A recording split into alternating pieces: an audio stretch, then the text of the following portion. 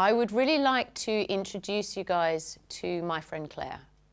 Something that is very important to me at Excel in Exams, and that is putting back to being able to help people who are going through a tough time at the moment. Claire and her family have gone through a very tough time when she lost her son, and she has since set up a charity that supports other people who deal with youth suicide. And she has a really special message for you guys. So I'd like to introduce Claire.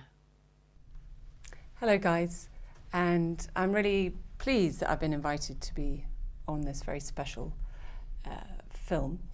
And I'd like to talk to you just very briefly about my son James. So 8 years ago, James was 21 and we lost him very suddenly and tragically to suicide. He was not experiencing exam stress, but he was acutely anxious and depressed following a minor operation. And 10 days after that, he took his own life. As a result of this, we've become very aware of the pressures that are on young people and what you have to go through. And what's very, very important is that you feel that you can talk to people. And I think perhaps if James had felt that he could have gone somewhere where he could have talked to somebody and really unburdened this issue, it would have helped him a great deal. I think a lot of reasons why young people don't go and talk is that they feel ashamed or they're embarrassed and they feel that they should be able to cope on their own, but sometimes it's just really hard to do that.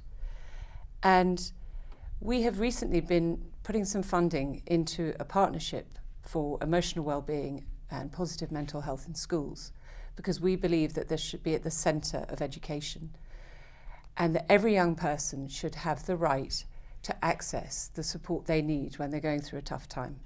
Evidence shows that people who have a positive psychological well-being are much more likely to achieve greater things in life. They're more likely to have healthy relationships and live longer. It's very important that if you feel you're under stress or someone's being horrid to you, you go and talk to somebody about it. Either someone at school or somebody at home or someone you just feel really close to. And if you find that too hard and you feel you would prefer to remain anonymous, you can always use a helpline, and there are plenty of them out there that are excellent. But I think the most important message from my point of view is to look after your head and your mental health. And that doesn't mean we're talking about institutions or men in white coats taking you away to a padded cell. We're talking about just looking after your head in the same way you would look after your body.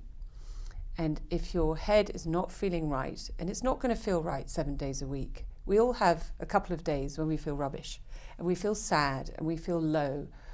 And we need to accept that that's life and that tomorrow is another day, but we can always share that problem with someone.